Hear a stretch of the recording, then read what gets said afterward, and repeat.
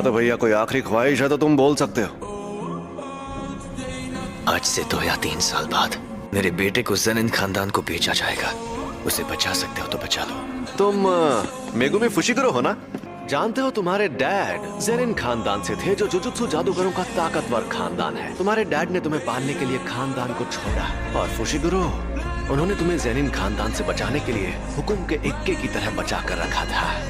तुम्हें गुस्सा आ रहा होगा ना? हाँ मुझे गुस्सा आ रहा था, क्योंकि वो सफेद बालों वाला इस बात को मजाक में ले रहा था। लेकिन उस वक्त उस अजीब से आदमी ने मुझे ज़ेनिन खानदान को बिकने नहीं दिया था। एग्जीक्यूशन पूरी तरह सीक्रेटली होगा? बिल्कुल भी नहीं। लेकिन वो लड़का पहले ही इसके लिए मान गया है। वो अंडर एज है, सिर्फ 16 साल का बच्चा, और हमें ये नहीं पता कि और कितने लोग उसके श्राप का शिकार हुए हैं। अभी तक 3 ग्रेड 2 सॉर्सरर्स और 1 ग्रेड 1 सॉर्सरर घायल हो चुके हैं, और इसीलिए तुम मुझसे बात कर रहे हो। शायद तुम ये बात भूल चुके हो। तुम इसकी जिम्मेदारी ले रहे हो? बिल्कुल, यूता ओकोत्सु अब जुजुत्सु हाई की जिम्मेदारी है। कुत्सु को तुम्हारे हवाले किया था। अब तुम्हारे पास कोई बहाना नहीं बचा है सातोरू कोजो। मैं कोई बहाने नहीं बनाने वाला था। तुम यहाँ भी मजाक कर रहे हो? अगर रिका ओरिमोटो बेकाबू हो जाती, पूरे शहर को तबाह कर सकती थी। मैं अपनी जान पर खेलकर भी ऐसा होने से रोकता। उसे कुछ वक्त के लिए छोड़ दो, फिर देखते हैं क्या होता है। भूलो मत, यूता ओकुत्सु की सजा बस थोड़े समय के लिए खारिज हुई है। और तुम ये बात मत भूलना कि यूता ओकोत्सु के सर पर मेरा हाथ है। सच में ये स्कूल डायरेक्टर्स नीम चढ़े करेले हैं। मुझे ध्यान रखना होगा कि मैं इनकी तरह ना बनूं।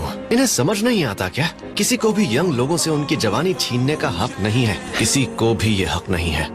वहाँ जो शक्ति थी वो अव्वल दर्जे की थी, और उन्हें बचाने के लिए जो शायद जिंदा भी ना हो, तुमने फर्स्ट ईयर वालों को भेज दिया। वो तो बिल्कुल नहीं भेजना था। मैंने हमारे सीनियर्स से बहस करके जबरदस्ती उसकी मौत की सजा टलवाई थी, और जिन सीनियर्स को इस बात से दिक्कत थी, वे ना होने और उस शक्ति के हमले का फायदा उठाया और धोखे से यूजी को खत्म करवा दिया। तुम इसे कुछ ज्यादा ही पसंद करते थे। वो इसलिए क्योंकि मैं अच्छा इंसान हूँ और अपने स्टूडेंट्स की फिक्र करता हूँ। मेरे सारे स्टूडेंट्स काबिल हैं, खासकर 3rd ईयर का हाकारी और 2nd ईयर का ओकोत्सु।